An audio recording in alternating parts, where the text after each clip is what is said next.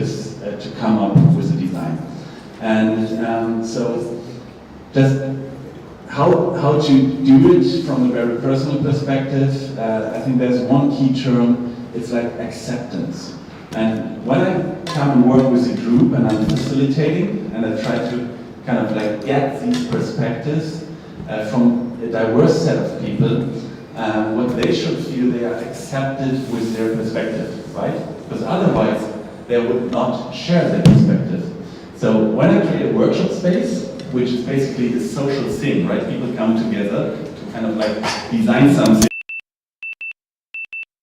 objective to be designed, then for me it's super important to first create an atmosphere of acceptance, not a judging atmosphere, and it's beyond the meaning and the position that people have. I think like if humans like really feel accepted, right, then that's the beginning of a good design, right? Everyone that contributes should have a feeling and be welcomed and be accepted.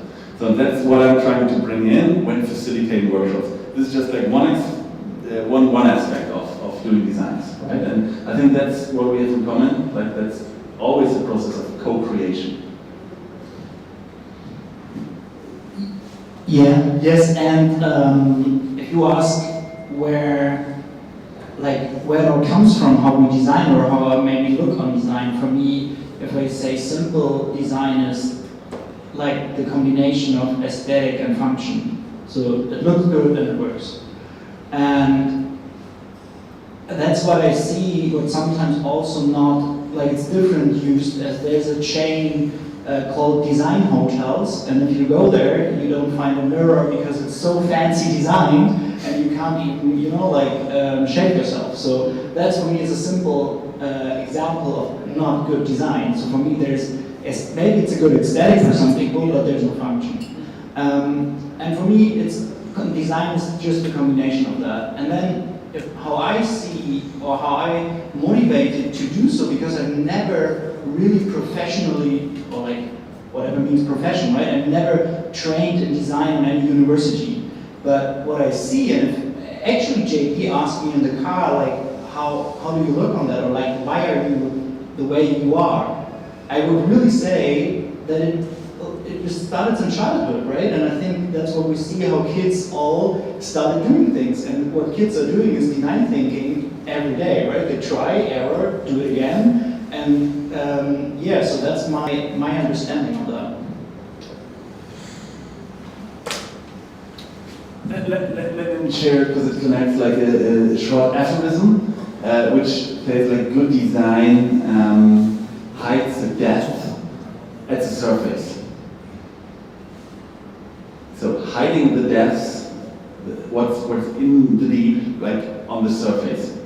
It's kind of like, it's an aphorism, because it's hidden, because it's kind of like simplified for the user, for the person who's like kind of like digesting the design object. But you have to go into the depths to kind of like, and it's really complicated and complex maybe for the people who are designing, and they're fighting through all the depths and all the different perspectives that might not be unified, but they try to come up and bring and hide the depths on the surface. But this is like not a shiny surface like the mirror you can find, right? This is not just aesthetics.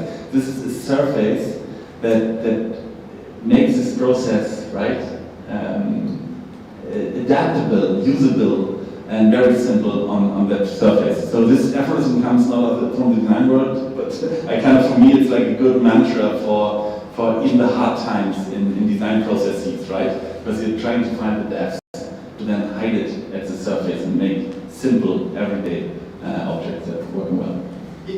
Like I want you experience it the same way, but I remember so often that people complain in daily life about something like, why something is so complicated or other things. It's so simple. Why not everything is like this, right? So they say it's just simple as that. Like you open a website and everything is clear. Yeah, but the people think it's simple, but it's, as you say, to make it that simple was complicated maybe, or people put a lot of effort in that to do it that way. So who of you has a role or job title that ends with designer? Is like someone of you like actually working as UI UX somehow designer? Okay, maybe you. Okay, thank you for this. I give me a Nigerian hand. Okay, but that is good, I think, to talk about the broader sense of design as well, right? So how everyone, through their decisions, kind of like designs. There's a graphic designer here. As well, yeah. Good to see you. Don't be ashamed to be a designer. I love designers. Yeah, same here. Okay. So, I think like Jay is asking about like the Bauhaus movement as well, and what we can take from the Bauhaus movement is something that's called like continuous improvement. So the thing is never finished. We have for sure some finely designed objects, maybe like well-designed chairs, right? But if we look, and we discovered the principle when doing software, right? Software is not like really baked and ready-made. They're like continuous releases. It's always like re-release. And so like taking that design also involves like continuous days. You have an idea, then you make something. What you've made, that's the thing you're trying. Is it good? Is it working? Is it just working for you? Is it working for other people? And then you understand better. And once you understood better, you can make a better decision, right, for the next iteration, the next version, and you make another decision. And then you make it and build it. And once it's built, it's there, out there to be tested. And I think that's very true. That's kind of a nature of creation, at least when men create or women create, because we make failures, right? That's why we need to test. But we draw a distinction, so this is the decision, and then we make stuff. And once it's made, and making like involves craft, right? So we have to make it as good as we can. But once we've made a thing, we are able to test it, we are able to test it with others, we are able to understand it. And what I try to integrate in workshops or processes and even like in strategies, it's not like a 10-year strategy, it's like this learning loop, and it's that's a cycle to that loop of decision making, testing, and understanding, and then make better decisions, right? And this could be compared to the lean startup movement. I'm not sure if you heard about like the lean approach of doing like building product and doing stuff, but it's also so true for graphic designers. Sometimes like graphic designers hide away and don't share their early creations, which is fine, but actually it's a learning loop for them, right? Graphic designers don't solve the graphic design by just being on an abstract level. They have to kind of like move the elements, set some sizes, and then they're testing it. And then they're, okay, this is not working. I have the idea why it's not working. So the next decision will kind of like change the sizes, right? And then they make it again. But it's like a very fast spinning loop, and sometimes other people are not involved. But sometimes someone's coming for review, and this gives you the real aha, right?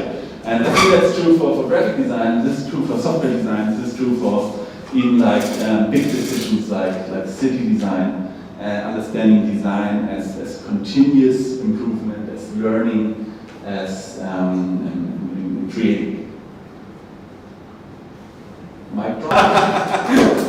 As you've explored the city, like has anything stood out to you, right, in the design of spaces? Like in the design of spaces, and like coming from a place where almost every building like is a statement of maybe a design school of thought, right? How does that play out in Nigeria? Like from what you've seen, do you feel like there is any coherent